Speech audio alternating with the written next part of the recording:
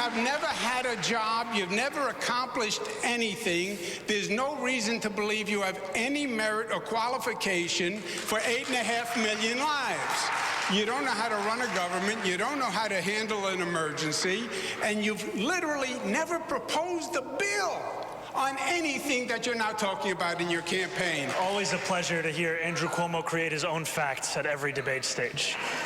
We just had a former governor say in his own words that the city has been getting screwed by the state. Who was leading the state? It was you. Governor Hochul. You were leading the state for Governor 10 years, Hochul. Screwing the city. No. You cut You homelessness as a legislator, funding. You cut funding for the you MTA. as a You did all legislator. of these things, my That's friend. the That's past you. 4 years. It's the past 4 years. I heard the both of them again fighting like kids in the schoolyard. Zoran, your resume could fit on a cocktail napkin, and Andrew, your failures could fill a public school library in New York City. So the voting is today for mayor of New York City. Let's see who's gonna, maintain New York City into what it is, or if there's gonna be some changes, or if it's gonna get destroyed by whoever takes the mantle.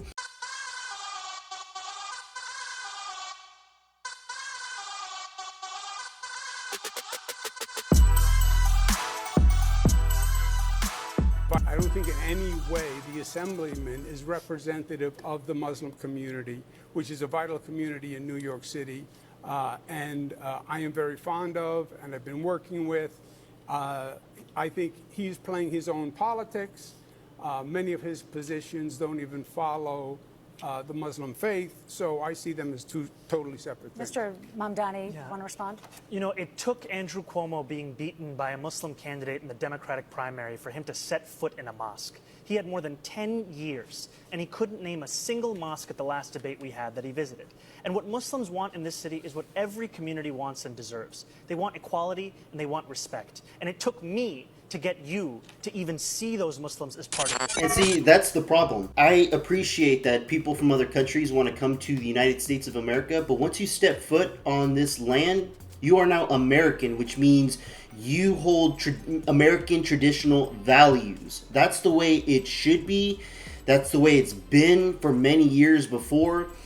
I think with the influx of the illegal immigration within the last administration, under the Biden administration, they allowed all these people around the world to come to the United States illegally and using loopholes like the app that they created to basically stay and maintain in this country illegally.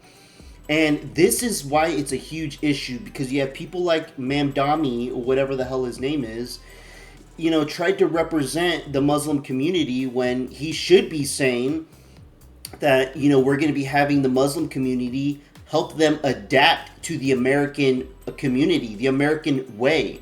And that's the way it should be. We're not wanting people in other countries to integrate their ideology and their beliefs into this country. That's not what the United States of America is about. If you think that the problem in this city is that my rent is too low, vote for him. If you know the problem in this city is that your rent is too high, vote for me. This is not a job for a first-timer. Any day, you could have a hurricane, you have, God forbid, a 9/11, a health pandemic.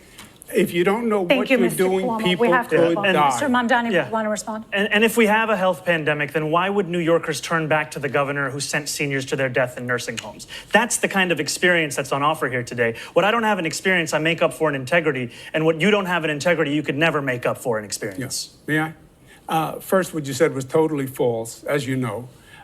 Which part was false?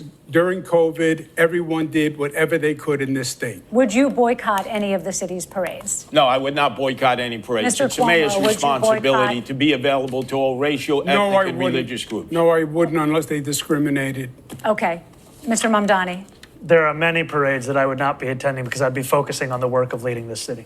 Which parades? A number of them. I've already missed a number of those parades because I've been trying to speak to as many New Yorkers as possible. Okay. I don't have the list of all the parades I've missed. Wow, that's a All right. lot. Are there- The mayor let me should ask be you going to this. all parades. Let me ask you this. Are there any parades that don't exist that you think should?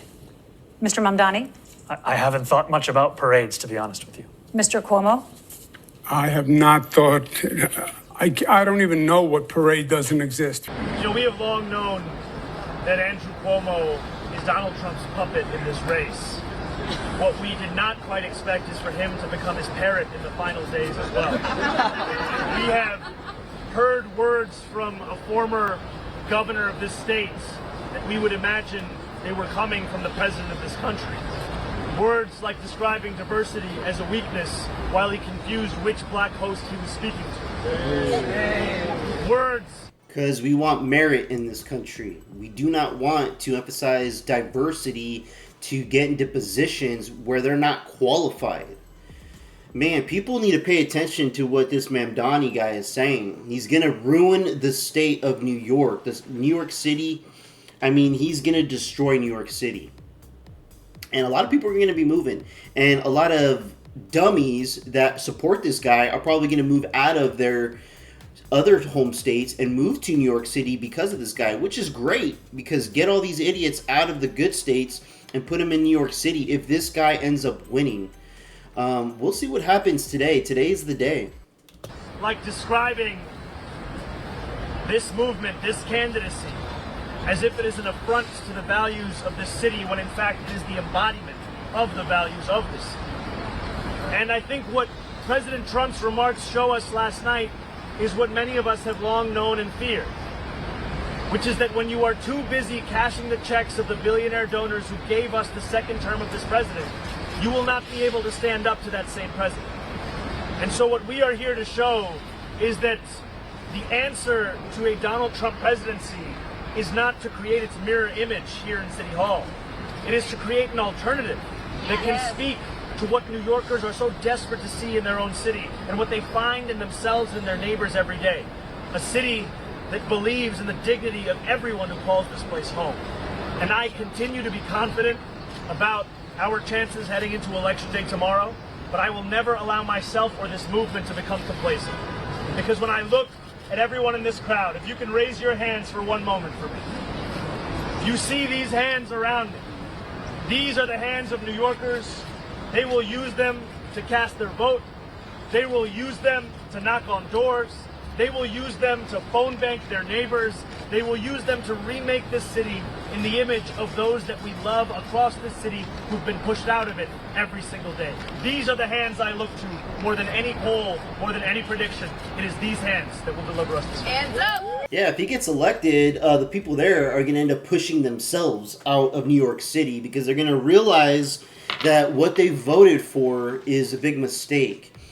And, you know, this happens a lot in this country. It's still going on in California right now with a lot of people that are still, keeping Gavin Newsom in office so he can destroy the state even more. I mean, now we got someone like Mamdani coming in New York City, and, man, it's going to be a show.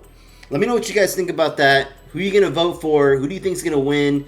They're going to be announcing it today. Let me know in the comments below. Like and subscribe. I would appreciate it. Until next time, peace out, everybody. This one's for Charlie.